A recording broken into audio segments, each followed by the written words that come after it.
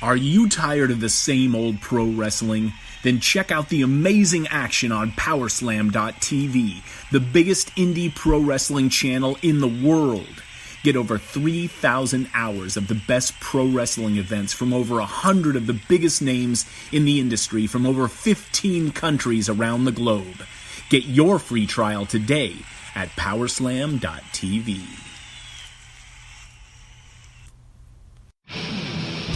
Hello, friends. This is Spencer Love, your host of Over the Top Rope on the Win Column Sports Network. Don't forget you can head to wincolumnsports.ca for all of your previews, reviews, and breaking news from the world of wrestling, be it your major promotions or from the great province of Alberta, Canada. Awesome! This is your main man RJ from the Ringside Rant, heard only on the Visionaries Wrestling Network. So go over and subscribe across all your major platforms, iTunes, Google Play, SoundCloud, and Stitcher to hear every great interview I have every Monday on the Visionaries Wrestling Network. Go over and follow the show's page on Twitter @_Ringside Rant. Follow the network's page @BizWrestleNet. And, as always, embrace the vision.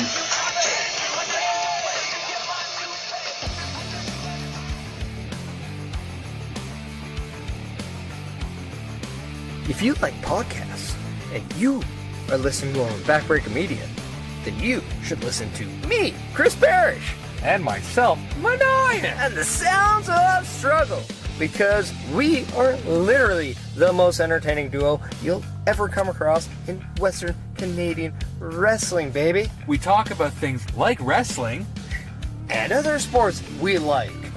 Wrestling, but we won't talk about other sports that we don't like, because it's not that kind of podcast. Like wrestling? I mean, we like hockey. And wrestling. And we like football. And wrestling. And we also like to drink beer. While wrestling. Well, not while wrestling, but while watching wrestling. Yes. Yeah. If you want to get into a conversation with Maniac and Chris Parrish, then you need to tune into the Sounds of Struggle live on Backbreaker Media. Every Thursday. It's when we hope to drop, but sometimes Mike Malawany doesn't do his job right. Or we're too drunk to forget. Yeah, that happens too. Yeah. He can bleep out the swear word, because we weren't supposed to do that. Oh, but I'll try not to swear. I can't do it. Yeah. Let's face it, the two of us, we're real. And spectacular. And we're a little bit of all right. Yeah. We're also strugglicious. That we are. That was kind of the key. We're supposed to be strugglicious. Oh, sorry, I'm drunk. Yeah. So, if you don't want to listen to us, then no, you're stupid, because we're entertaining. And if you want to listen to us, then come listen to us on Backbreaker Media. Yeah. What he said. Later, bitches.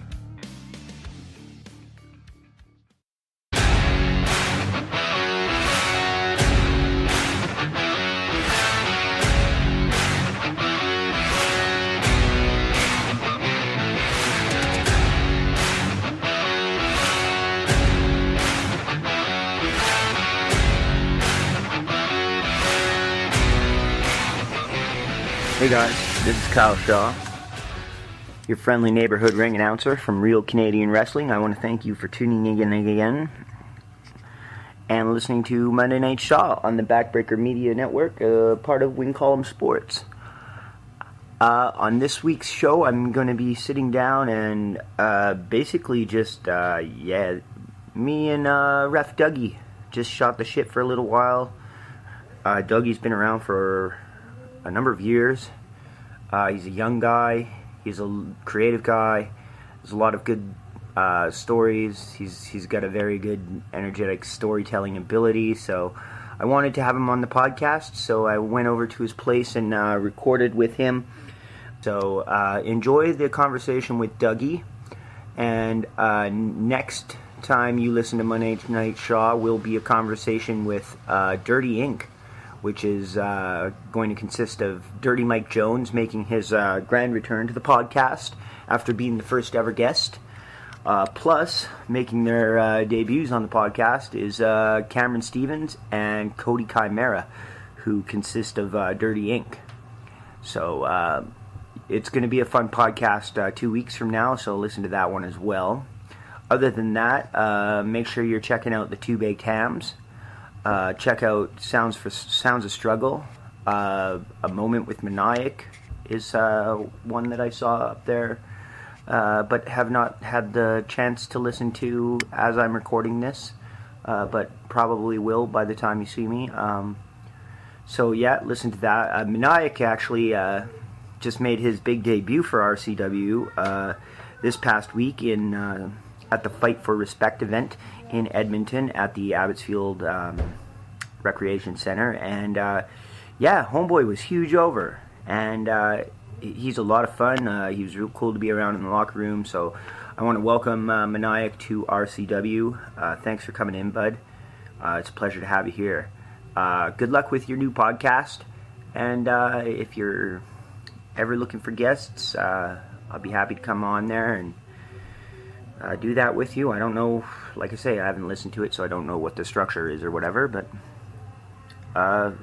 Backbreaker Media for Backbreaker Media, I'll help you out. Listen to Over the Top Rope with Spencer and Hayden Love. Quick calls with Andre and Hayden and Brian Hamilton and Mike the Ref and whoever else is doing quick calls these days. Listen to that show as well for little recaps of local wrestling events.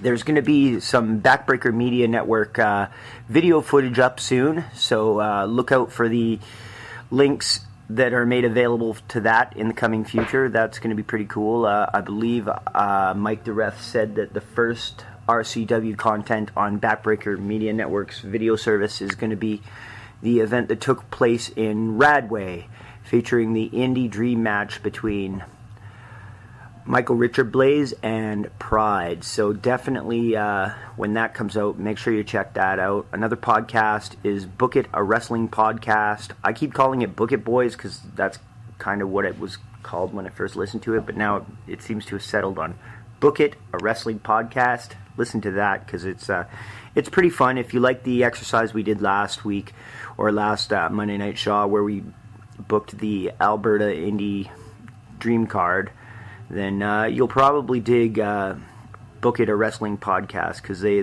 like rebook other WWE events, and I guess if somebody has a birthday, they like book them. Like that was really self-indulgent and but fun nonetheless. I enjoyed it. Apparently, one of the guys had his birthday, and so he just went off, and everybody came up with a fantasy scenario about how this guy became like a WWE Hall of Fame wrestler. It was pretty fun. So check that one out. Yep, Two Baked Hams. Check those boys out. I'm always appreciating everything they're saying about me on there. Their podcast they did with Bryce the Slammer was absolutely fantastic, and was followed up by another absolutely fantastic one with Mike the Ref. So give those a listen. They're both fabulous recent episodes of Two Baked Hams, and they should have more out very soon. Yeah, those guys are awesome. Sounds of Struggle. I've already hit all these plugs, so I'm not going to reiterate myself, but yeah. Thank you for tuning into the podcast this week. Enjoy the conversation with Dougie, and I will talk to you in 2 weeks when me and Dirty Ink chat it up. Okie dokie, folks, how's it going? This is Kyle Shaw, your friendly neighborhood ring announcer from Real Canadian Wrestling, and you're listening to Monday Night Shaw on the Backbreaker Media Network, now part of Wincalm Sports. I am here today with my guest, Ref Dougie. Hi. Dougie Horowitz. I prefer just Dougie, or the long version, the official Dougie, because I am the official Dougie, and I'm also an official. It's a little play on words. I'm clever. Before we start talking about the whole thing, I just want to say that I got Kyle a little lit-skied on the legal lettuce. I shared, so don't discriminate me for bogarting. All right. So Kyle, continue with your. Of course, Dougie is a ordained minister in the Church of Dudeism. Absolutely, man. I am an ordained Dudeist. The Big Lebowski, for anyone who doesn't know, there's a religion based off of it, which is kind of like Buddhism and Taoism, and it's kind of a joke. It's really a joke. it's a parody religion. But people, if you pay $44, you can get yourself ordained. And you get yourself a certificate and a card and a letter of good standing. Yeah, so I can legally marry people if there's a church anywhere. I don't think there's a church Do you anywhere. have to be in a church? Yeah, well... Hey, you know what? The St. John's Cultural Center is attached to a church. If anyone wants to get randomly married at a show, Whoa! would you be down? Yeah, but the thing is, because I tried to marry Barricade and his wife, they were getting married, and they asked me to do it because I'm an ordained minister. So I called the government, and I was like, hey, can I actually marry them? Do I need papers? And the lady said very condescendingly, do you guys have an organization or a church in the city? No. Do you guys congregate in the city? No. Then you can't marry anybody. And I said, well, thanks, secretary from Monsters, Inc. And I hung up the phone. But, so yeah. So legally, I can't marry anybody, but I do want to start a church. My point being that if I'm going to come over to your house and you are a church in the religion of Dudeism, then it would be rude for one to not abide. Absolutely, my friend. You're lucky that I didn't have any more Kahlua, or else I would have poured us a couple White Russians. But that's neither here nor there. We're here for the show, talking about wrestling and life. So, where does your journey into wrestling begin? It began at a very, very young age. If we want to go right back to the start, started watching wrestling, as everyone does. Fell in love with it. Started watching it when I shouldn't have been watching it. Late at night when I should have been sleeping for getting ready for school. What year are we talking here? Oh, God, that was like... Pardon me. I'm terrible with years. I've had tons of hits to the head. Not in wrestling. Is there any particular angles you remember as your first thing that like really captivated you? The first one that really like got me into it, and it's kind of funny, is the Chris Benoit, or no, it was Rey Mysterio versus Eddie Guerrero for the custody of his son. Oh, really? Yes. Wow. And like Great match. Yeah, absolutely.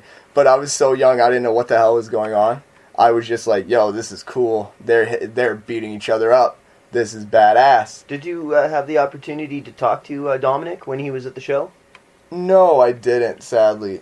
Yeah, in case anyone doesn't know, Rey Mysterio's son Dominic just finished training at Storm Wrestling Academy, and he did attend a couple of RCW shows and was backstage. He was a good guy. Dude, I didn't even know that. Yeah. I'm in my own world. He was with Keegan and Jasmine a lot. He was like a bigger fellow, usually wore like a blue hoodie. Whoa, it's all flashing back to me now. That's crazy. That's Rey Mysterio's son. What? That's like, I went to the Chris Jericho concert when he came here, and me and my buddy Malik, best friend Malik, we swore that we saw David Benoit. We're looking in the audience like, that's David Benoit. It looks just like his dad, but he's not as big. It's got to be David Benoit. And then Chris Jericho posted the next day, great to see my old friend David Benoit. I'm like, that was David Benoit! I could have went up to him, shook hands, and Malik bet me $5 to walk up to him and ask what his thoughts of his father were. And I couldn't have done that. Do you think that he has been put in that awkward situation a lot? About people approaching him and being like, hey, are you Benoit's kid? Or like wanting to talk about that with him? I wonder if he's open to talk about it. Or and that's very... Yeah, I wonder, man, because like not a lot of people would like know just off the top of the head, hey, that's David Benoit. But then people are like, hey, are you David Benoit? And then of course they want to talk about, his dad. Yeah. But then, does he want to talk about his dad? Yeah. That's the thing. It's murky waters to me, Sure. Anyway, let's not bum everybody out. That's why I just looked at him and went, holy crap, that's David Benoit. And went on with my day. Fair enough, brother. Fair enough. So where do we go after the Eddie Guerrero versus Rey Mysterio ladder match? Well, then I just steadily watched wrestling. Then it was just, I was still growing up, as kids do. I was still watching wrestling. And then me and Malik started to, mess around with wrestling. We started to think of, like, different storylines and stuff, and then we were like... We should let the people in on who Malik is. Malik's my best friend. I've known him for my entire life, and most of my stories around wrestling are going to involve that ugly bastard. So, I've gone to school with him through junior high, high school, and, you know, we're drinking buddies. We're forever buddies, you know. Gotcha. We've been through the ups and downs of life. Malik, if I'm not mistaken, has ring announced for RCW a couple of times. Yes, way back in the day, back in Glengarry Hall days. I'm talking old school days now. But, yeah, he did ring announce for us a couple times, but then work and life gets in the way, right? Gotcha. So he kind of stepped away, but he still has a passion for the business. Mm-hmm. But, he sent me a link when I was 14 turning 15. He sent me a link on Kijiji to this thing, and it said wrestling training. And it had a picture of RCW. It was a really cool looking logo. Yeah. And I said, oh, that looks like something I would do. And, you know, as a 14-year-old kid, I was like, Ma, come on, let me do it. And as a mother, she was like, yeah, no. I'm not watching my son get his ass kicked. But eventually, with enough coaxing, I got her to drive me down there. And my first word... Can we swear on here? Yeah, for sure, brother. Okay, good. Because the first words that I ever heard in the business was, and I told her to suck my cock! And I knew that was Steven Styles. And I kind of walked over and I said, hi, I'm Doug. I'm here to train. And he said, cool. Sign these. And there you go. Were you trained by Steven Styles? No. But he was like, I had to talk to, because he's the promoter, right? So I had to walk over and say, hi, I'm Doug, I'm here to train. Who do I talk to? He was like, all right, man, get in the ring. We'll train in a bit. So then Hawks came out, and Hawks taught me how to bump and run the ropes, and he called me Jufro, and he said that, like, there was like a couple other guys with us, like Mackenzie Wild and some other guys, but he basically said, come on, guys, you want to be loose like you just had sex. Doug, you won't know anything about this, but you want to be loose like you just had sex. And I'm looking at him like, you motherfucker. But that's okay, I was 14. And then I did camera work for a couple of shows, and that was absolutely fun. The first show I ever did camera work for, I think it was Vince Austin and somebody with like as a tag team partner. Okay. Versus Jason the Terrible and Steven Styles. Okay. Was his partner Slammer? No. Oh, I don't remember. Okay. But yeah, it was a bloodbath, and 14-year-old me is like outside doing, ringside camera going, I don't know how to kneel down in this. How do I do this? So yeah, that was fun. And then they gave me a ref shirt, and ever since then I've been a ref. They just gave you a shirt and were like, get in the ring and ref? Well, they asked me one show if I'd ever like watched wrestling. I was like, well, duh. So then they're like, have you seen a referee? And I'm like, yeah, I know what they do. They count to 3, they count to 5, they count to 10. Yeah. And then they're like, all right, so you want to be a ref tonight? And I was like, sure. And then, since then, I've been a ref, and I've loved it. Yeah. Did you get any further ref training? Like, were your skills refined? Were you taking advice from, like, Farron or Ian Smalls or Terrence or any of the other referees in RCW? Honestly, like, at the time, the other referees were Richard, bearded. I called him Bearded Richard. He had a big old beard. Now that I think that back, his nickname is Bearded Dick. But, and then Dixon Butts, and then me. So, okay. So you probably, I mean, I don't know this Richard guy, but you weren't taking advice from Dixon Butts if you had a head on your shoulders. No, I was not. I was even telling Dixon Butts, like, half the time, like, dude, calm down, this isn't hard. But anyways, I sat down and I watched old footage, and I watched and instead of watching the wrestlers, I would watch the referee. And I would just, like, what is he doing? why is he walking over there? And then throughout time, you know, all the guys would just tell me through spots and stuff, like, come over here, and then... Is there anyone that was offered you any particularly valuable advice?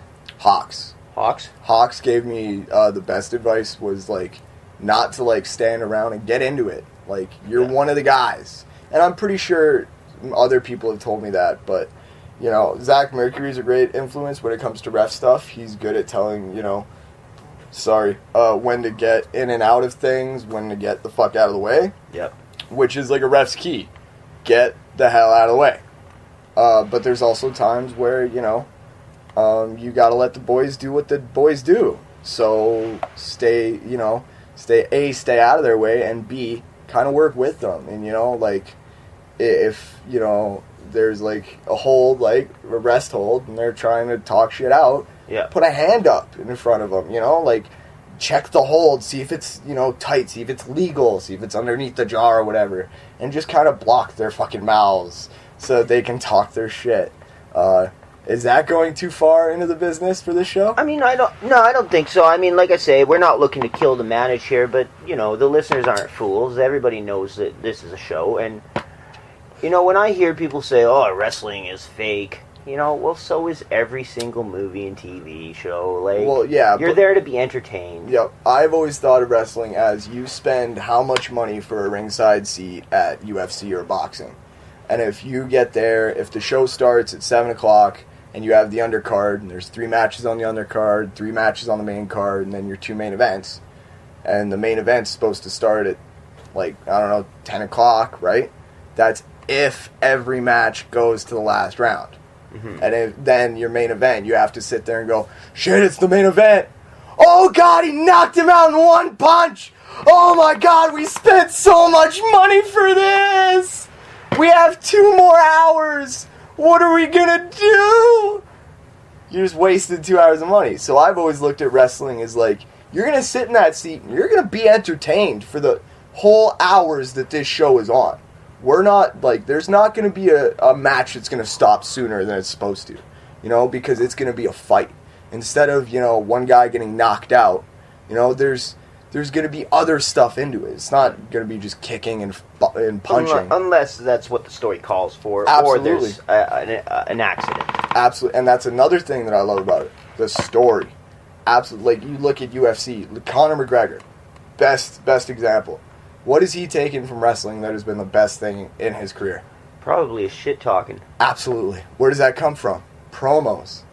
And when does he have time to do that? At press conferences, at sit downs. He doesn't have time to do that. He doesn't have time to get in the ring unless he wins a fight, grabs the mic and goes, listen, Joe Rogan, I'm coming for that belt, your belt, and everyone else's fucking belt. You know, it's not going to work. You know, he doesn't have that much time. That's why. And another thing about wrestlers compared to other sports. Other sports have an off season. Boxers fight, and then they have like 3 or 4 months off to recover. Yeah. Then they have more time to schedule a fight, train, get up to the fight press conference, They're not doing train. double duty, Matt, on the same night. They're not wrestling the next or fighting the next day. They're That's not the thing. Fighting next week, and you know, wrestlers are the only men and women that will spend thousands of dollars on gear, hundreds of dollars on gas to drive thousands of miles to get paid hundreds of dollars. It's just how the business works. This is a carny sport. Yeah. It has always been. That's where it's originated. And it's story. That's what drives people in. Story. Why do I want to sit here and watch a soap opera? Oh, because Janet's missing. Oh no, is her dad going to care? Her dad's busy at work. It's story. Yeah. You know, it's drawing people in. And that's why I love the business. And that's, if I was a wrestler, that's what I would do. I would tell stories. That's what everyone tries to do in the business. It's what everyone does. But some of the guys do it so fast. So many chains and so many, you know, hit the rope, bump, drop down, take that, you know, all leapfrog, all this shit. It's so fast to me, Kyle. Yeah. I'm a slow guy. Well, one of the things that we have that is a piece of wrestling knowledge that have kind of been alluded to is if you think you're going too slow down, and you're probably just going a little bit too fast. Yeah. Well, even because it's the nerves, right? Yeah, if you rush, that's when you're making mistakes. Yep, absolutely. Anywhere in any business, when you rush, even you make as mistakes. a referee or an announcer. Yep, you rush, you make mistakes. In any business, you're a painter. You rush, you make mistakes. You rush, you try and slap too much paint on it, starts to run. Oh, you made a mistake. Why? Because you rushed. So you gotta take your time. Even in acting, even in improv, if you think you're telling the scene too fast, slow down a little bit. If you set up your 30-second, who you are, where you are, why you're there, slow down the rest of the scene. Until you see somebody's hand go up to, let's say, like it's time, just milk time. I think improv is very akin to wrestling, because it's kind of like wrestling is kind of like a more physical cousin to improv, because in improv you just have to read the crowd and you have to play off the crowd and react that way. You don't usually have baby faces and heels. That's true. You can have bad guys, you can have super villains and stuff. Absolutely. For sure, but you have to be able to read the crowd and be quick-witted enough to adapt on the fly. Absolutely, and that's where the improv kicks in, right? That's why, absolutely, I agree with you. Wrestling is improv's second cousin, even brother, sister. It's really close. If you have any capable knowledge of improv, you can work around wrestling ring, even if it's just as a manager. Oh, that is the best improv spot. Why are you out there? You're just, you're just telling people to if you're if you're a heel manager, you're just telling people to shut up. Yeah. You're jumping in every once in a while, getting the choke in, but if you're a good manager, you're just saying, come on, guy, come on. You don't know. Stop cheering for the bad guy. Come on, my guy. It's improv. Absolutely. Even in the ring, when people pull me over, I have to think on the fly. Am I just gonna stand there and mouth words to them to make sure that the guy in the second row makes sure that it thinks that I'm talking? No, I have to talk. It's a vocal sport, absolutely, and it's an acting sport. It's acting with violence. I love it. I think it's so much fun. I think that for me, I have a background in improv. I used to be in an improv troupe in Victoria. I know you also have a background in improv. But when I first got the opportunity to ring announce, because I told Squig I wanted to try it out, right? And, one day he calls me up and he says, I need an announcer in Calgary. Can you come? And I was like, pick me up on the way there, and I'd be happy to do it, Yeah. And I knew, in my mind that because I have this improv background, I'll be okay. Yeah. I mean, don't get me wrong. The first show was an absolute, I was garbage. I sucked really bad. Because you jumped in, I didn't know what I was doing. Absolutely. You jumped in, you bullshitted your way through it. But you bullshitted your way through it with a little bit of knowledge. Yeah.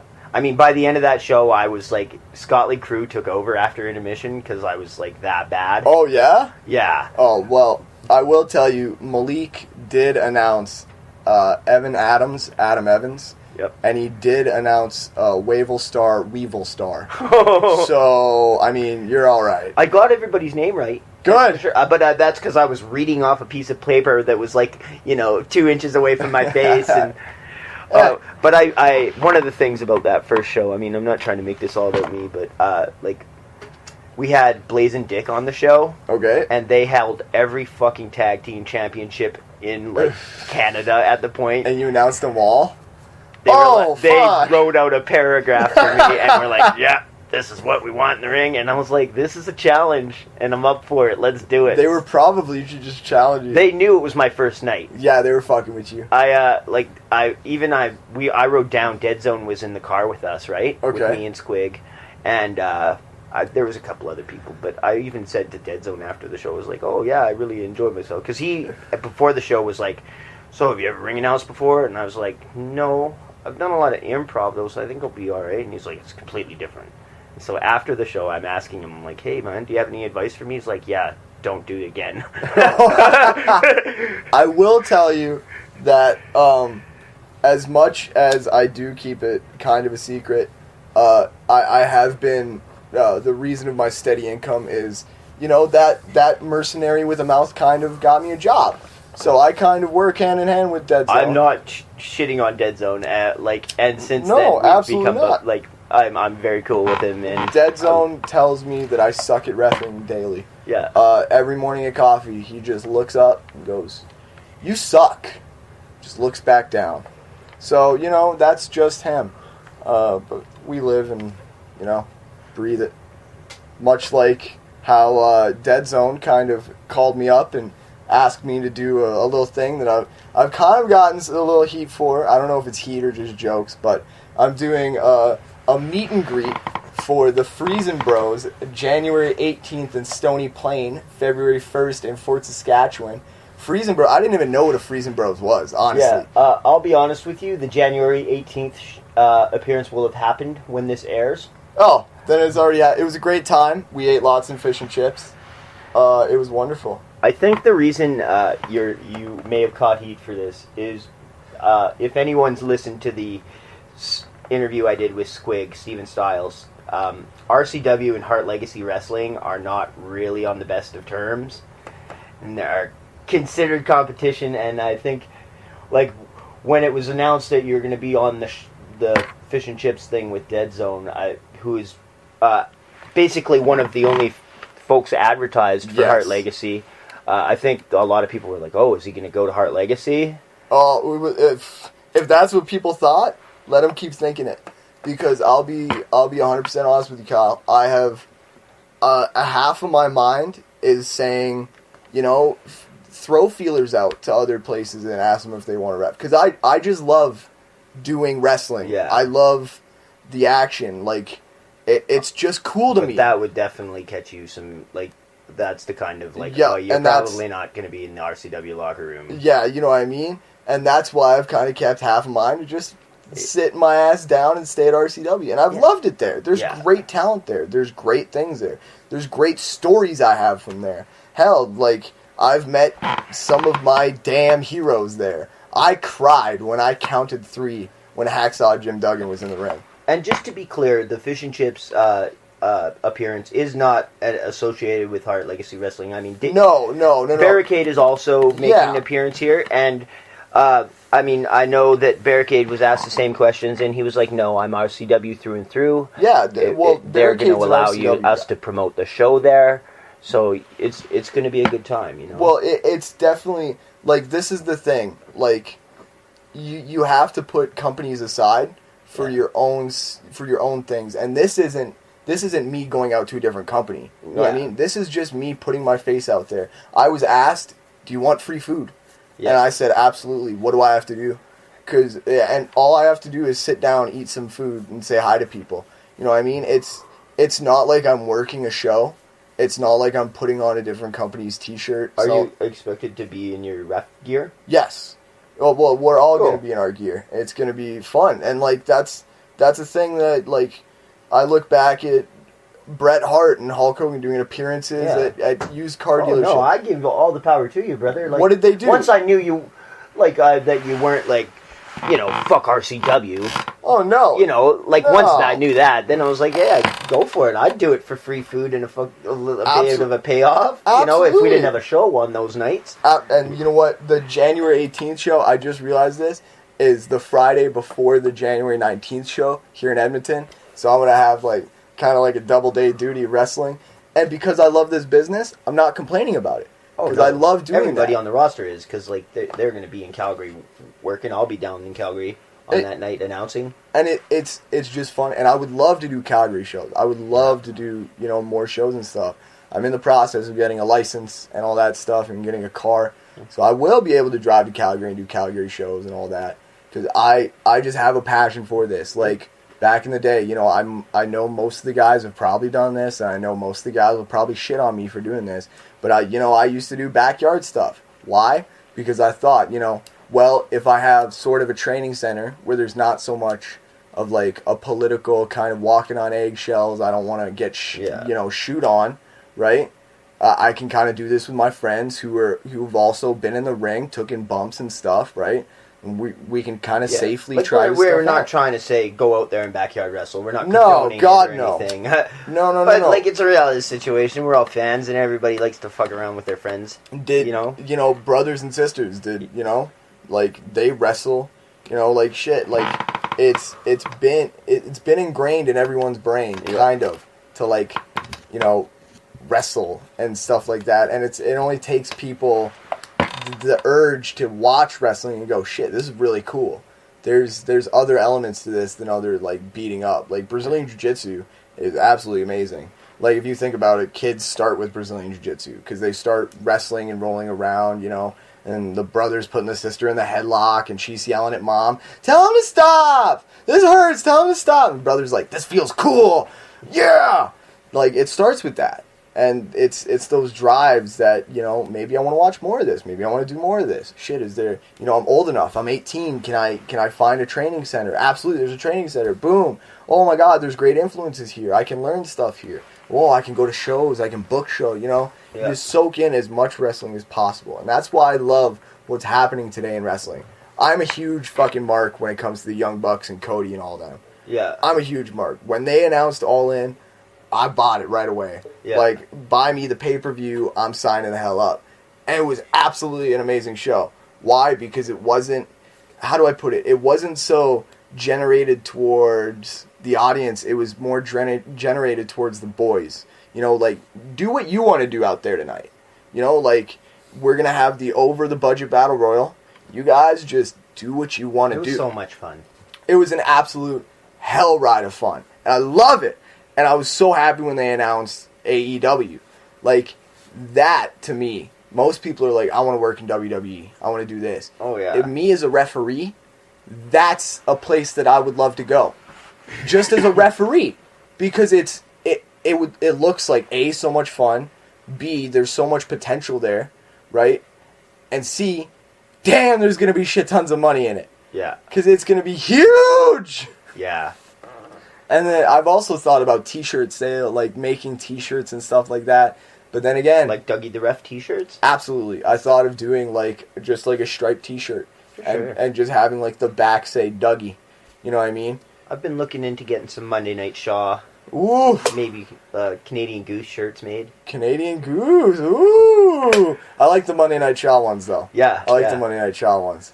But it's those things that this business is very, very come and go, right? But now it's in an uprise, but it's in a different uprise. Like I love metal music, and it's just like metal. Metal fluctuates in years. Like metal drops. Like there's when you think of the '90s and thrash metal, that was huge. It was everywhere, right? And then metal like dropped down, and they're all like, oh, pop music and rap music. And then it kind of made a comeback, and then it kind of, like 2009, it kind of made a comeback, and then it dropped down again. And now we're in a recession, but in wrestling, we're in a huge year, because there's now people are turning their eyes away from WWE into different other things, and they're soaking up different wrestling. And that's what I want everybody to do, is soak up as much wrestling as you can. If you're in this business, soak up as much as you can. Yeah. You can never learn enough. Okay, so let's just go back to the beginning. So you started and you were training with Hawks. Mm-hmm. And then at what point did you decide that becoming a wrestler was probably not for you? It just hurt. Man, it hurts. It hurts so much. Yeah. There was like a couple, like I would love to wrestle a couple matches, don't get me wrong. But man, I can't do that. I have a special place in my heart for people that can work matches and stuff. Yeah. Right? But I think that they also have to have a special place in their heart for me, because I look at it, and I have a hard job too. You know what I mean? Like, they get beat up, they get thrown down, all that stuff, right? Yeah. But in my mind, it's like they do it for 15 minutes. Absolutely, it's terrible hard work. Mm-hmm. I would puke at the end of it. Like, that's how hard it is to me. But I look at it and I go, they do it for like 15 minutes, okay? Like main event, like biggest match ever, we'll say an hour, right? Okay. They do it for like an hour. I have the whole show. If I'm the only ref, I have the whole show to do. Yeah. Right? So I have like and I'm not taking bumps or stuff, but I'm still running around and dropping down and It's still very sliding physical in. for you. And the yelling is because then you get out of breath because you're talking. So then you're like, geez, now I gotta breathe. And you run to the back and try and squirt down the hair and cool down and catch some wind and drink some water and go right back out there. But thankfully, here in Edmonton, we have 3 refs. So, Wasn't it just a couple of months ago, though, that you had to do the Iron Man duty there? yes. But it's so weird. My body is so weird. I get heat stroke at such weird times. Like, if it's a show that there's other refs on, it's like I get heat stroke and I puke. It's a funny story. Kevin Sullivan was in town. And I did literally one match. I did one match, and I don't know why, but I came to the back. I'm sweating buckets. Like, I think I'm having a heart attack sweating buckets. Okie dokie. And I go to the bathroom, start just puking. Now, I didn't eat anything that day. So I'm just puking and puking, just bile and just phlegm. And Kevin Sullivan comes in. And he's like, "What you doing in here, lad?" Well, obviously not lad, but you know what I mean? Yeah. And I'm like, I'm dying. I'm dying. And he starts peeing in the sink. And then he's like, he's a shorter man. The sink's rather high. So he goes to the trash can Okay. next to my head. And he starts You're occupying the toilet? and he starts to pee. And I quickly get up, suck in the puke, and go, "No, use the toilet!" and leave. Because I didn't want Kevin Sullivan to pee by my fucking head. But that Iron Man duty, I did the show and I felt fine. Yeah. And it's weird, like, my body is in such a weird state. Last year I pretty much lost half a year due to anxiety. I thought that I was going to die every day. I thought that I was going to have a heart attack every day. It was terrible. Yeah. Absolutely terrible. I did wrestling shows. Well, I did one wrestling show, and I did one match, and I was sitting in the back trying to, like, calm breathe because I thought my heart was going to pump out of my chest. That night that Gunnar brought the mouse traps in, Okay. I was sitting in the back, like, trying to calm breathe because I'm just feeling my heart pumping like 1,000 beats per minute. I'm like, this isn't healthy. I'm going to explode. I'm like, calm. But now, thankfully, that anxiety is surpassed. That time of my life is over. I'm focusing now on wrestling, trying to put my face out there, not only in wrestling, such as the Freezing Bros meet and greet for fish and chips. Come down and eat some fish and chips. January 18th show will be done by then, but the February 1st in Fort Saskatchewan one, you guys can come down to that. We'll be eating some free food with Dead Zone and Barricade. Anyways. Hold on. Don't be saying it's free food for the people. Well, They're going to pay. No. I said I'll be eating free food. Yeah. We'll, as in us 3. Yeah. You guys have to pay. But thankfully, it's only... The food's worth the money. Absolutely, it's $15, and you get like brick-sized fish. Like, I've never seen this place, Kyle, but I had to go down there and see for myself. It's a supermarket and a restaurant. It's got like a butcher. It's got all this stuff in it. It's actually a great place, but too bad that they're so far away. But anyways, I'll make my way down to Fort Saskatchewan to go eat some free food. Anyways, but I'm trying to get my face out there more, not just in wrestling, but I'm also starting music. I spent my whole life listening to music. As you can see around you, Kyle, I've got posters and records, and I'm a madman when it comes to my music. So I wanted to start something really, ominous and cool, and I wanted to call myself Ashes, because, I'll write a rhyme in the ashes, but that was dumb. So now I'll just call myself Doug. Just the Doug. Short, sweet, easy to copyright, easy to write down. Cool to do. But I also do guitar, but I'm focusing more on rap, doing a rap album. Right on. That's what my thing. Now that anxiety's passed, I'm using some of that in the album. It's going to be called Ear Abuse, Volume 1. I'm going to abuse those ears. I'm going to box them up. But yeah, that's what my focus is right now. It sounds to me like you're a very creative guy. Like you were talking, you had an improv background. That's like theater. You play music. Do you do like any kind of like visual arts? Like, do you paint or? I make masks. As weird as that sounds. I loved Slipknot. I still do. You know, as a metal guy, Slipknot's cool as shit. The masks are definitely cool to look at. So I went to the dollar store and bought like plastic masks, and I would like cut them up and burn them up and like, you know, sew wires through one of the eyes and shit, just to like, it's very like when I sit down and talk about it out loud, it feels very serial killer like, and I just want to say that I'm perfectly mentally healthy, and I don't think about killing people, but I do like making masks that look like I do like killing people, but I don't like killing people. It's like a Halloween thing. Yeah. Okay, bud. We'll leave it at that. Fair enough. I do paint though. I paint like little things like belt buckles. Like I'm a weird guy. I really like horror movies and stuff like that. Oh yeah? So like Halloween is the best time of year for me. You seem like you're into movies in general. I love movies. One of my favorite movies is obviously The Big Lebowski. My second favorite movie of all time is Pulp Fiction. I could watch that day in, day out. Quentin Tarantino is a genius to me. But visual art, like movies, are amazing. And even going past movies and into visual arts, but back to music, album arts and like CD arts, that stuff is amazing to me. I think about that stuff constantly. But painting, I'd like to paint, but you know, I'm not good at drawing first off, so painting's kind of like, you know, advanced drawing, so that's out of question. But yeah, man, music right now is kind of my epicenter of creativity. I started playing guitar 2 years ago, so that's kind of taken over my life. And then ever since then, I'm like, yeah, you could write a rap album, you white Eminem devil, you. So just to take it back to like wrestling. Okay. Like who are some of your favorite wrestlers to deal with in RCW? My favorite to deal with.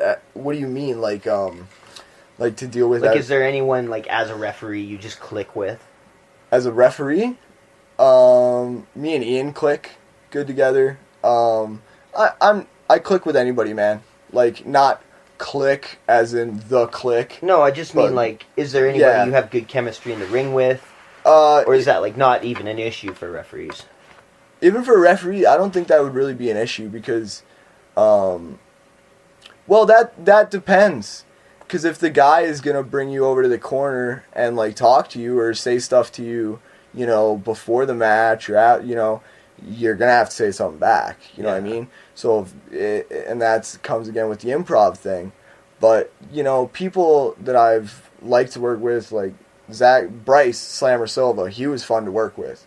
I would always have to dodge the spiky shoulder pads when he would twirl them around, or even the belt. I almost got caught in the face one time because he's twirling the belt around. But yeah, as a referee, you kind of have the liberty of sitting back and watching rather than being in there. So, you know, it's not really a problem having having to make chemistry with people or having to find chemistry. It just it's going to happen naturally. You know what I mean? You can kind of go in there and talk to the guys where they're both laying down for a double count. You know what I mean? You have times as a ref to talk shop, as we say. But yeah, everybody. I love working with everybody. I love the business. I haven't found a single person. That's a lie. Scott Justice, you work way too fast. I'm kidding. Just all like everybody that moves fast and does all the drop downs and like roll up, kick out, roll up, kick out, roll up, kick out. It's so It's just hard for you to keep up? Yeah. God. Like I remember one time I actually got up. They just did like 3 roll ups, right? Okay. I got up and I said to him, "Slow the hell down!" Yeah, so yeah. Just slow down, everybody. Keep your ref in mind, he's not that agile or athletic. Jeez, you just bury yourself, bud. Well, I do bury myself, kind of, but not really. I'm not that athletic because I have to do, like, more than one match, right? One of the things I heard, because, like, Thaddeus Archer asked me one time, like, what do you want to do in wrestling, Kyle? You know? And, of course, like, I want to do everything. Yeah. You know, I want to announce, I want to referee, I want to promote, like, you know, I don't want to promote because I don't want to pay for it, but, like, you know, like, I want to know how. I want to, like... You want to learn. Learn. You want to learn the business. Like, how to deal with buildings and stuff like that. And anyway, I want to wrestle, like, everything, you know? Yeah, you want to do everything. Yeah, so, just, like, I wanted to ask you, like, is there anything that you would like to do other than referee there? Well, there's, you know, just like you, I'd love to do everything except, like, promote and buy buildings and stuff, because that's, like, I'm not a good money guy. I believe in the Cody Rhodes aspect of money. Spend now, make more later. But, I would love to work a couple matches as a wrestler. I would love to wrestle a couple times. But then again, it hurts, so I only want to do it a couple times. I don't see a title in my future. No. Even if it's a joke, I don't see a title in my future. I would love to hold a title in the future, but I don't think it's going to happen. So I would love to work a couple matches. I would love to be a manager, but there's too many managers, right? You have Dirty Mike Jones, Thaddeus Archer, you know what I mean? And not even just in RCW. You have so many managers out in wrestling right now. Yeah. Mr. Spectrum. Oh, yeah, absolutely. Mr. Spectrum, sorry. Forgot about him. Dr. Kyoto. I forgot so many people. PWA. Yeah, you know, there's so many managers. So, like, I would love to be a manager, but I have to wait for the time is right. Yeah. You know? Because it's being that mouthpiece. It's being able to talk and improv. Yeah. And just go with it and have fun. That's what I love about this business, having fun. As much as it hurts, as much as pain is inflicted between the wrestlers, it is fun. Hearing everybody cheer, hearing everybody boo, hearing old ladies tell me to learn how to count, you dumb fuck. It's absolutely fun. It's fun day in, day out. I would do it till I die. Is there a favorite show that has happened recently that was a particular standout for you? Maybe in 2018? 2018. That was a funky year. I was in and out of that year. Because of the anxiety and all of that. But one of the favorite shows, it's kind of a sad show, but one of the favorite shows, and sadly I had to leave early that show because I got sick, but one of the favorite shows was the Billy Bone Crusher Memorial Show. Yeah, that was a solid show for sure. It was just a solid show, talently, but just seeing in the back, saw so many familiar faces that I haven't saw in years. Yeah, there had to be 50 people in the locker room. I've been in this business for 8 years, and I started to cry when I saw some of those faces, because I never thought I'd see them again.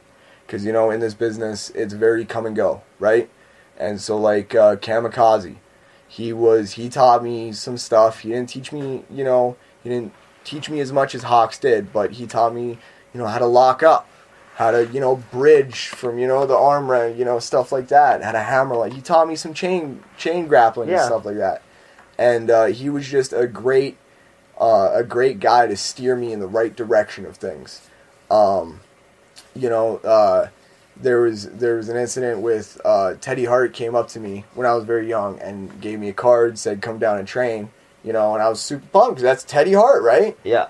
And me being, you know, 14, 15, Kamikaze kind of pulled me over and said, like, not yet.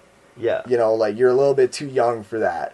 And then he kind of, like, walked over to my mom and said, like, hey, you know, it's a great place to go when he's older. But, you know, not to bury Teddy. He's a great guy. He's that cat, man. That cat does flips. That's cool as shit to me. I want to train my dog to do a flip. I've been trying for years, man. But I've been in this business for 8 years, so there's a lot that I can learn. And like I said, you can never learn a lot. Or never learn enough. Sorry. Who would be some of your, like, major influences as a referee? Little Nate, absolutely. Oh, okay. I've been trying to do a little bit more Red Shoes, from New Japan, because I like, I like the way he moves his hands, and he's like, come on, what are you doing? Come on, you know, like, yeah. Do your job, you know? I like that. It almost seems like with the arm gestures you're making this audio, so it almost seems like an angry Italian guy or something. Right? I just like Red Shoes, because I've been starting to watch more New Japan. I just like Red Shoes. But yeah, I always forget his name. Jeez. I'm gonna get heat for that, but I can't remember his name now, and it makes me mad. I want to say Earl Hebner. Hebner, yeah. Yeah. He's the guy that screwed Bret Hart? Yes, him. Because he knows how to do a job. Just kidding. But, yeah, like, just the way he slides in. You know, I'm a Frankenstein guy. I like to Frankenstein things together. Yeah. So, even when I make masks, even when I do music, I like to Frankenstein things together.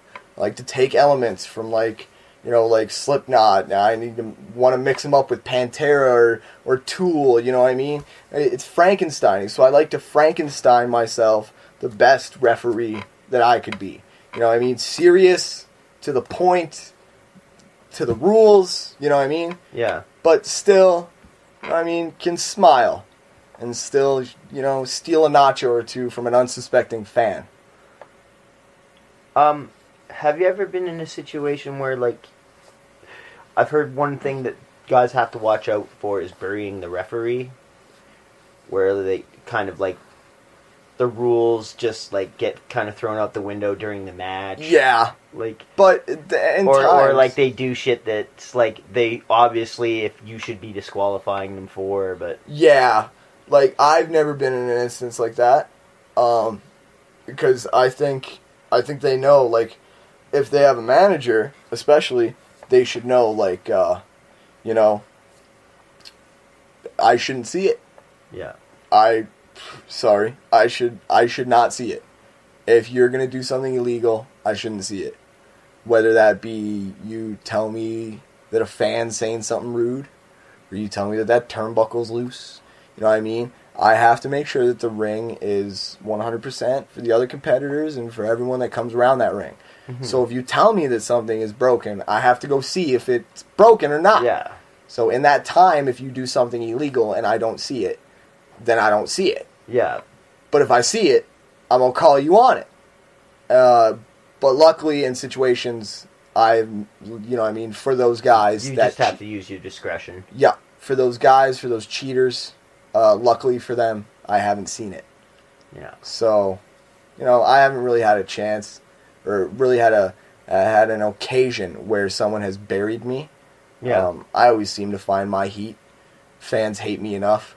I worked one show in Calgary. I had long hair at the time.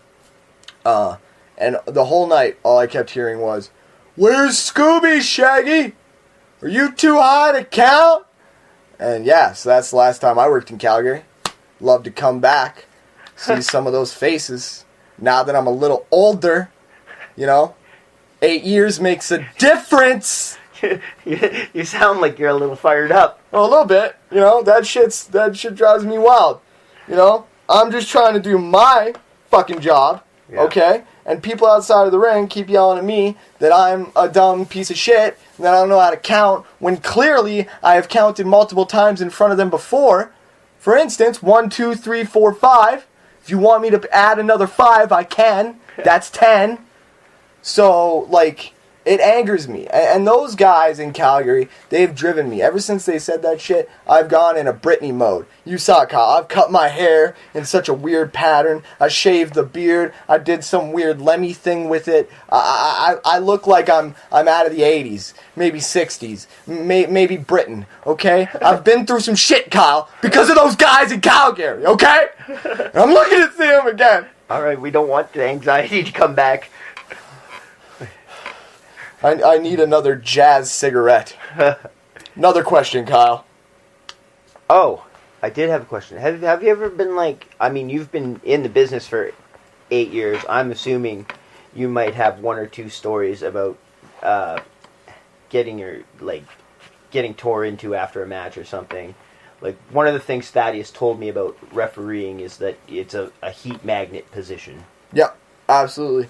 It's, because people like to yell at the ref. No, I mean, like, with the boys. Oh, like if the match gets buggered up or something, a lot of times the blame yes. fall on the ref. Oh yeah, and well, if that again, if I count to 3, right? Yeah. When it's not the time to count to 3, but they don't kick out, it's not my fault. It's their fault. So I've had one instance, Andrew Hawks and Vince Austin versus Mentalo and Evan Adams in like a hardcore match. I didn't know the finish. They didn't tell me it. They did some weird like roll up to the ropes. Mentalo's holding the ropes and Hawks is holding. And I go 1, 2. Am I supposed to see this? Shit, 3.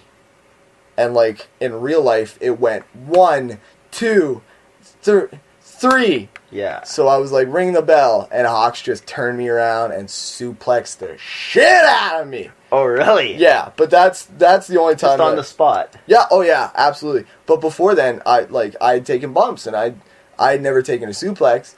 But me and Malik have done a suplex. So Yeah. put 2 and 2 together.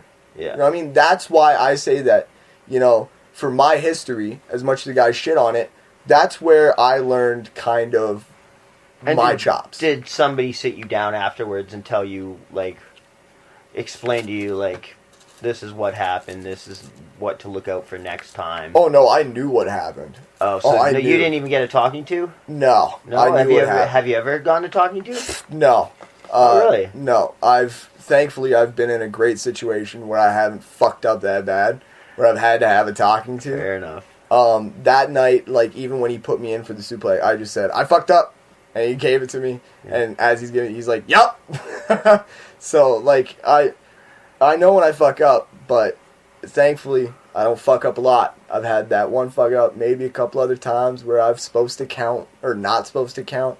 You know, disqualification matches always fuck with me. Yeah. Because it's like, you know, my brain is always triggered just to count when they're choking them, right? Yeah. So I start to count, and then they're like, stop it, dick! And I'm like, oh, fuck, right, shit, sorry. And then I stop counting. But, yeah, I've never had a stern talking to or even a talking to. I've just had that one instance. That was the worst instance, but that was the only instance. I've started reffing when I was 15. Oh, wow. Thankfully, I haven't fucked up since. I'm 20. What was the first show you reffed? Like, where was that show? Glengarry, Edmonton. What was the first match that you ever reffed? Do you remember? Oh, I don't remember the first match. Oh, wait, no, maybe I do. I think it was Red Thunder versus Barricade. Okay. And, yeah, I think that... But, like, I just remember bits and pieces from my years in the business, you know what I mean? Yeah. I remember when, you know, like, little stories, little things. Because we do this stuff, like, every month, right? So how am I supposed to remember all the shows, every show, every match, every month? I tried to keep the match cards and keep stuff written down, but through time that gets moved and shuffled and lost. So that went all out the window.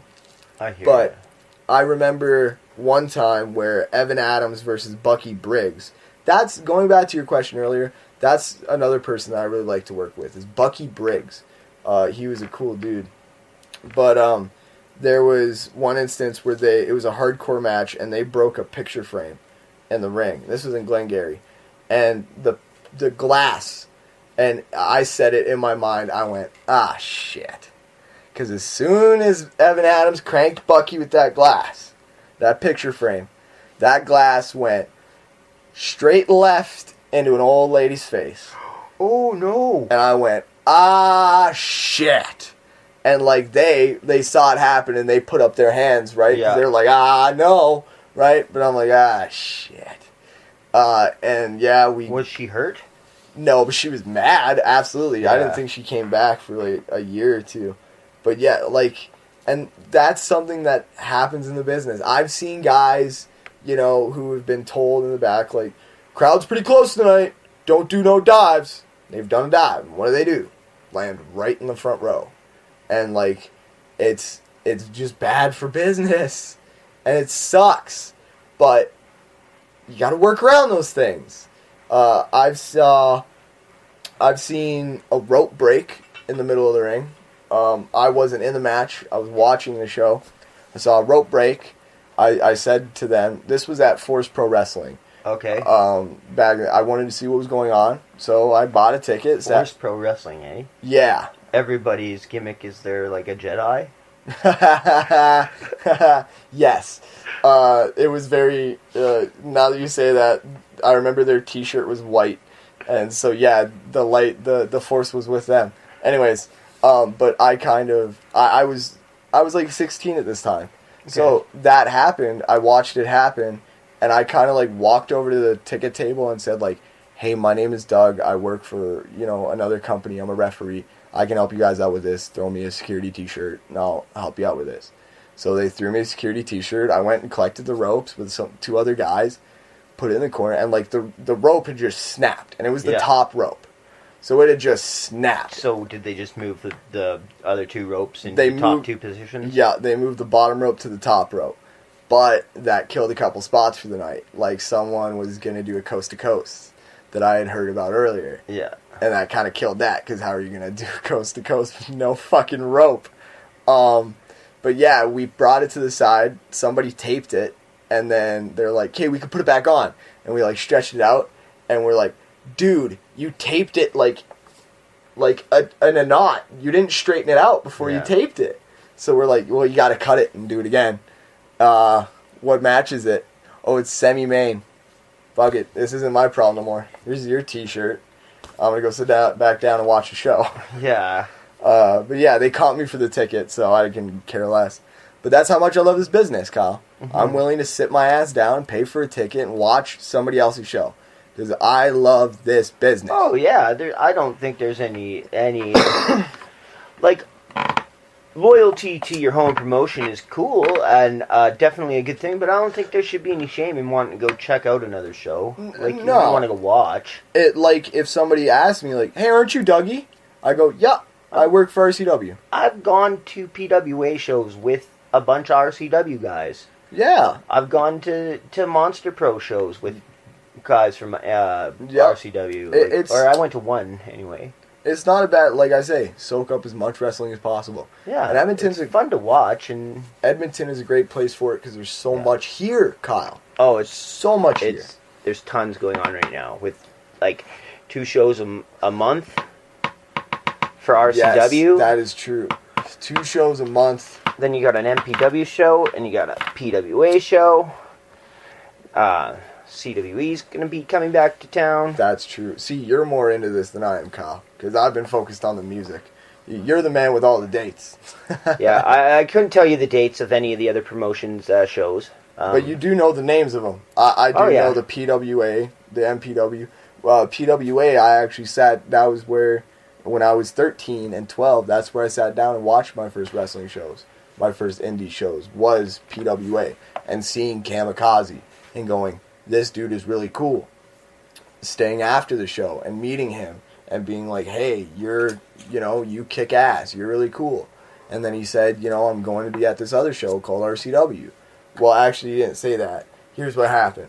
I joined RCW, trained by Hawks, worked a couple months as a ref, and then I heard that the Calgary boys were going to be late at one of the shows. I was like, all right, cool.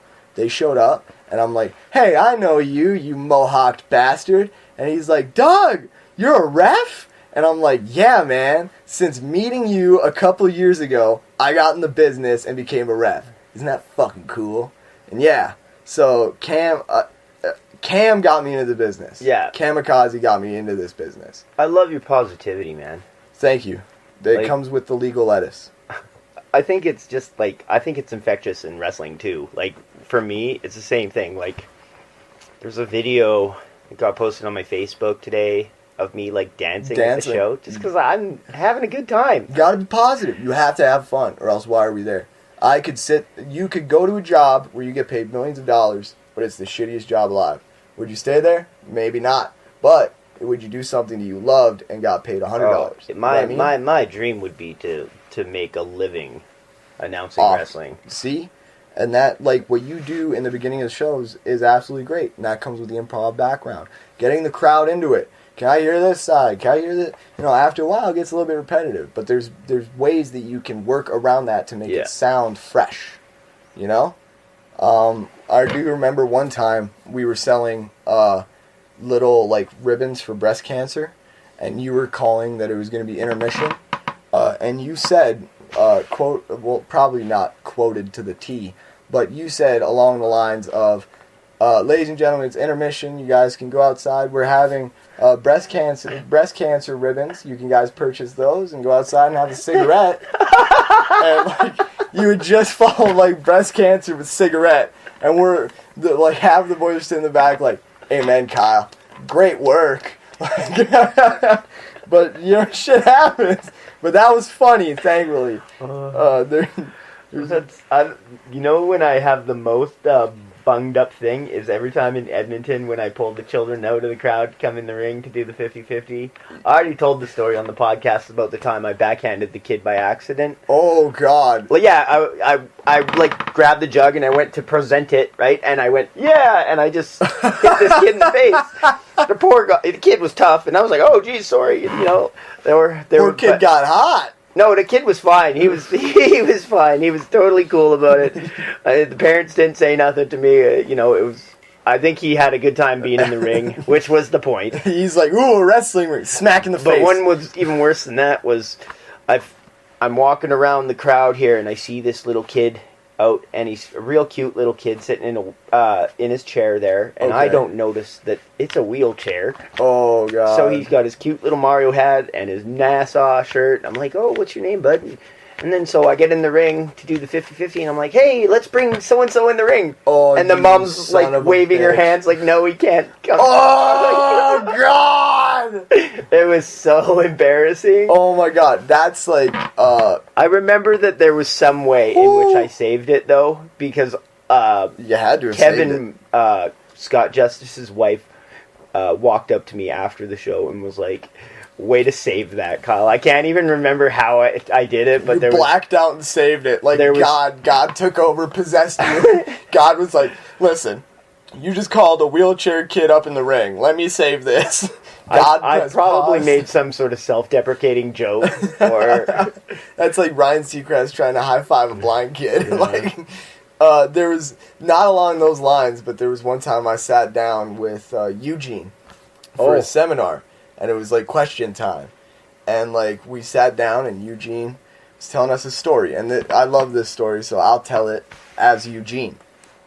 So I was in a place, I was in a show, doing a show. And I do the, usual ref to the thumb and up the butt, right? Ref goes to check Eugene. Eugene turns around the ref, thumb up the butt. Crowd laughs, right? Patented signature maneuver of the Canadian Goose. Absolutely. Ooh. Is that really? I have to learn more about that Canadian Goose character. But anyways, he thumbs this referee. Nobody laughs. So he's like, oh, nobody saw it. So the ref checks him again. He turns around, thumb up the butt. Nobody laughs. Eugene sees this chick standing by the concession, waving her hands no, and then shaking her head no. He does it a third time. Nobody laughs. He says, whatever. After the match, he gets told that was that ref's last match because he has prostate cancer. He got a plaque and everything. Before the show, he got a plaque and everything. And Eugene just fucking gave him a good old prostate check 3 times at his last match. Whew! So, calling wheelchair kids up in the ring, thumbing prostate cancer referees. There was another one, too. We were doing a show at the Boyle Street Community Center, and I saw this gamer kid. He was game.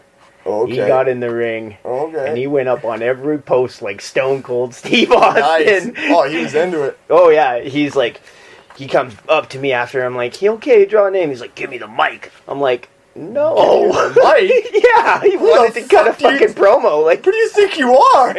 Yeah. Dude, I would have just given him the mic. It might have been awesome, but it was his birthday, too, so, like, I sang happy birthday to him. He went up on all the corners. See, here's the thing as a referee.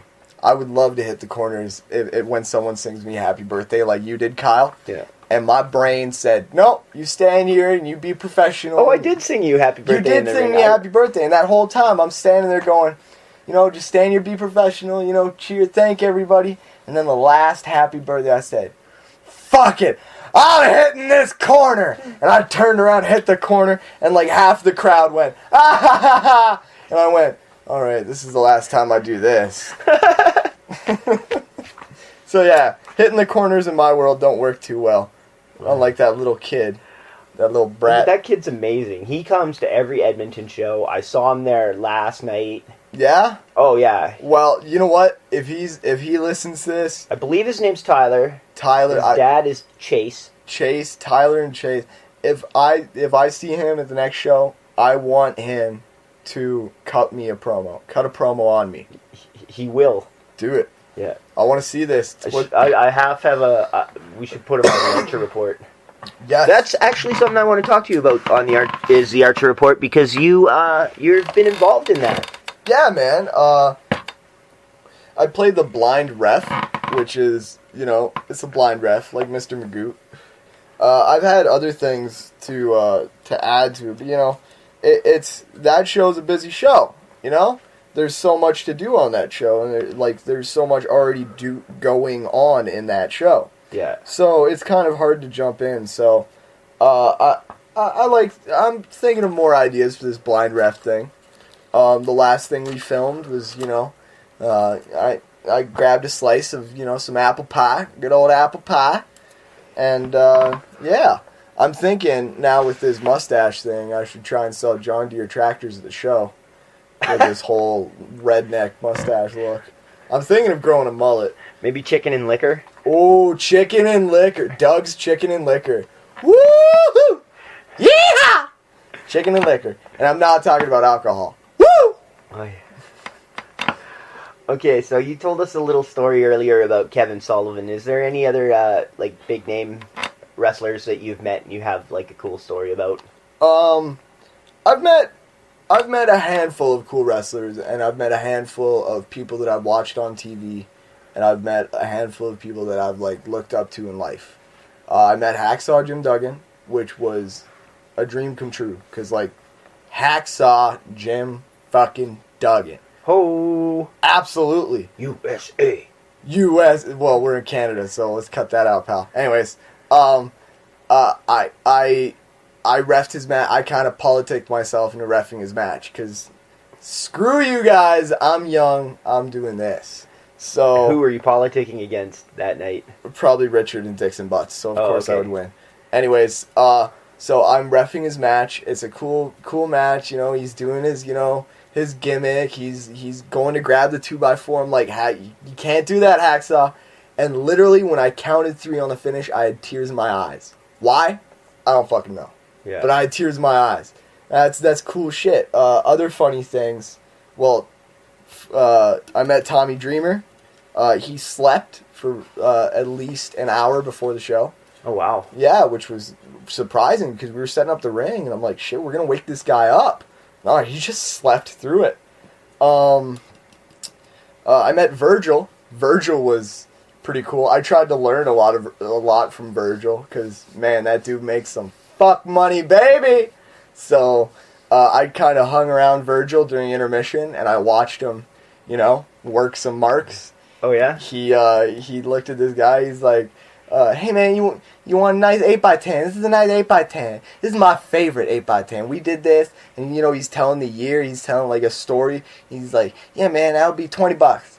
All right, you want it signed? All right, cool, man. I'll sign it. I'll sign it for $5. Okay, $5. You want a picture, man? All right, man. I'll take a picture with you. All right, man. You want to hold the $1 million belt? All right, man. That's $35. All right." So he just charged this guy like 80. You know what I mean? Yeah. In a matter of seconds. And did the guy pay him? Yes, because that's fucking Virgil, baby. Wow. But after the show was my favorite story of Virgil. We have the after party at Knight's Pub and Grill here in Edmonton. And so I sat down, because it's Virgil. I want to see what Virgil does at an after party. So I sit down, I'm eating some pizza, I got myself a beer. Virgil comes in, smiling. He's going, ooh, what a nice place this is, you know? He's looking around. He sits down right in front of me. Like, I didn't make my way to sit in front of him. He sat in front of me, which was like, holy shit, Virgil sat in front of me. I'm a mark when it comes to this shit. Okay. Because I love this business. And Virgil's, like, looking, and, like, people are singing karaoke. And I don't think Virgil knew the song whatsoever. But Virgil's, like, reading the lyrics and, like, almost singing along half-assedly and, like, smiling. And he looks at me. He's like, do they have cherry Coke here?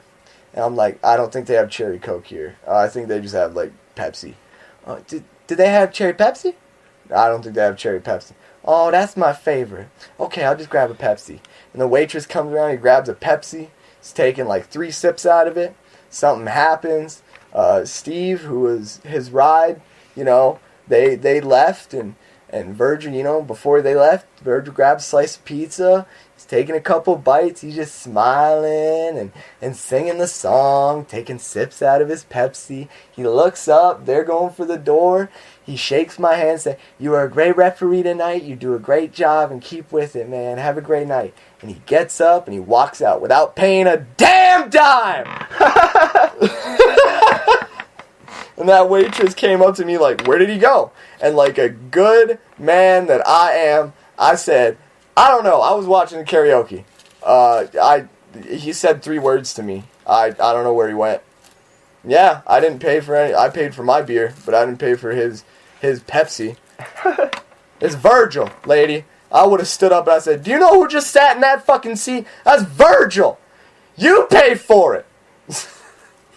Bring us some Olive Garden next time. Abyss looks like my brother. Oh, really? Without the mask, it is very weird. When I had long hair and like my beard, if I shaved my beard and just had long hair, me and him would have looked like big brother and little brother. Like I could have rode on his shoulders and we would have been like the brain and the brawn. Like it was crazy resemblance. This actually went into the TNA Hall of Fame. Yes, which means we've had 2 TNA Hall of Famers on shows with us. Mm-hmm. Jeff Jarrett and Abyss. Ooh, I wish I met Jeff Jarrett, but of course he dipped out. Of course he dipped out of the Edmonton show. I wonder why. I did meet Jeff Jarrett. And I don't want to.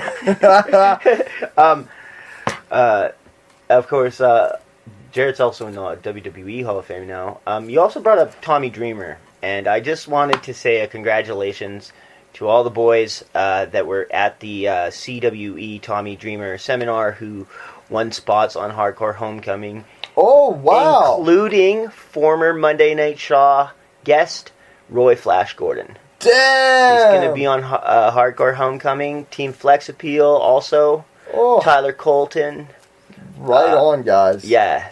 No, that's really cool. Danny Duggan. That's a big thing right now. That thing's like, how do I put it? Like, that's another, like, promotion that has kind of drawn more eyes. It's like one step below, like, a Ring of Honor. Or yes, that's what I mean. Like, I've put wrestling in circles. You know what I mean? WWE and New Japan is like, and like AAA, they're like the 3 in the center, right? Yeah. And then you got like ROH and like, you know, stuff around that, you know, like CZW. Yeah, I was just about to say CZ. MLW. Yeah, all those around that. And then all around that, you have like the promotions around the world, like the indie promotions around the world. Yeah. So you can absolutely dive into that second circle. If you're good enough, you can even dive into that third circle or that center. So wrestling is a universe, if you think about it, and we're just planetary objects floating around that center. I can see any one of those guys, like 5 guys got chosen. And that's crazy. Usually one or two supposed to be chosen. one. Yeah. It was supposed to be one, but like 5 guys impressed so much that they are all going to be on House of Hardcore. That's Tommy so cool. Dreamer, and I think that is incredibly cool, and I just wanted to congratulate those guys. Kick ass. All of them I could see even ended up in WWE at some point, for sure. Absolutely. It's the drive. It's the drive that those guys have. I mean, you got to consider, Tyler Colton is a PWA boy. he had to drive all the way out to Winnipeg to even do the seminar, you know, and there's no guarantees. He probably had to pay for his own gas money. You know? He probably split it with the other PWA fellas that were there. Carpooling, man. Yeah. That's how this business works. Carpooling. I'll be honest with you, sometimes the rides to and fro the show are just as fun as the show. Oh, yeah, and that's why I want to do more rides. Yeah. Because then you get to talk shop. Yep. Like this, what I'm doing right now, Kyle, is very much like talking shop. We'll have to, I'll talk to Vic, and you probably would be welcome to jump in that RV and come with us if you were, willing to do that. Absolutely, but here's the thing. It's Fridays. You work, right? I'm a job man. I'm a company man, yeah, Kyle. and we do usually leave on a Thursday night. Oh, well, shit, yeah. I couldn't miss a whole day of work. I need money, Kyle. I have a lot of expenses. Like you said, spend now, earn more later. Yes, that's true, so I need to earn more before I'm totally broke. Went to the bar last night. Bad decision. Thanks a lot, Malik, you dick. But yeah, there's... I worked with Jason the Terrible. Oh, he was cool to work with the first time, and that's back when I was like 14, right? Mm-hmm. So I'm very new to this business. So I walk in the back, and Jason the Terrible had just met this nice lady who wanted to come back and meet him because she's watched him for years and years and years, and like this. Yes, okay. Kyle, like intimately wanted to see him. Fair enough. So I walked back there. She was a rat, Kyle. Okay. No, not really, but you know what I mean. Like she's like, ooh, I want to meet him and I want to like date him because I've been watching him for years and he's a hunk. So I walk back there from reffing a match, and I turn to my left at Glengarry Hall. Turn to my left, and I see Jason the Terrible saying, quote unquote, a woman after my heart, picking up her shoe, pouring a beer in it, and drinking it. And I went, wow, wrestling. Yeah. I don't even know how to respond to that. I didn't either. So I turned my head straight, and I went, wrestling. It's one of those moments, like, if we could capture that on the Archer Report. Oh, it's so solid. It's a madhouse sometimes, Kyle. It is a madhouse. Because it's a carny business. Yeah. And that's why I fucking love it. I love it too. I think we will call it there. Dougie, do you have any social media plugs you would like to hit? Oh, my Facebook, obviously. Doug Francis, Snapchat, at your boy Doug. Check up on Snapchat for all of my things for music and my Snapchat, your name is Doug on Snapchat? It's ya boy Doug. If you search X Punk Monkey X, you'll find ya boy Doug, and I'm your boy Doug. So there you go. But I post most of my music stuff on my Facebook. My Instagram's currently like dead, but Doug is a lunatic for Instagram. Nobody's gonna follow these, Kyle. So I hear you. For my plugs, I want to just say you can see me, Kyle Shaw, on Facebook and on Twitter, Monday Night Shaw. Backbreaker Media Network, of course, follow them on Twitter, and Win Column Sports, which Backbreaker Media is now a part of Win Column Sports. Wow. Yeah, we did a little merger thing there, and hopefully it'll increase our numbers and stuff. It's going to be, a lot of statistics. Yeah, I'm very excited about it. Spencer Love, who runs Win Column Sports, is just like one of the most enthusiastic and supportive dudes. Right on, man. Yeah. Spencer, keep being positive and enthusiastic. You lovable, for sure, dude. I recommend all the podcasts that Spencer does, all the podcasts that Backbreaker does. Like, how can you go wrong?